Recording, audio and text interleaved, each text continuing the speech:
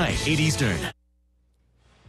President Obama visited the State Department today to assure diplomats their service is appreciated after the violent protests at the U.S. Embassy in Cairo and Benghazi, Libya.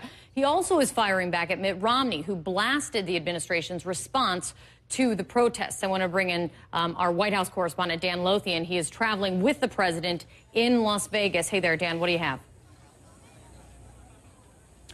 Well, what a day for the president. Some very forceful comments from the president today in reaction to the violence in Libya. The president mincing no words, condemning the violence and talking about how the U.S. would work with the Libyan government to make sure that those who are responsible for this violence will be brought to the justice. Now, a little bit of timeline here. The president, we're told, according to a senior administration official, did learn last night that the Ambassador Stevens, was unaccounted for. It was this morning that the president found out that, in fact, he had passed away. And so the president first releasing a statement, then appearing before the cameras at the White House, where he did deliver remarks, making two key points. First of all, saying that the U.S. rejected the, quote, efforts to denigrate the religious belief of others. Again, that's the reference to the controversial film that sparked all of this violence. And then the president condemning the senseless violence. As you pointed out, the president also stopping off at the State Department, where he met with employees there for about 15 minutes or so, talking about the important role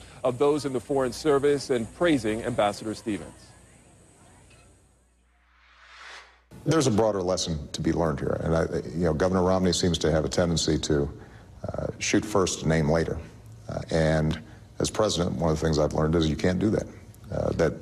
It's important for you to make sure that the statements that you make are backed up by the facts and that you've thought through the ramifications before you make them.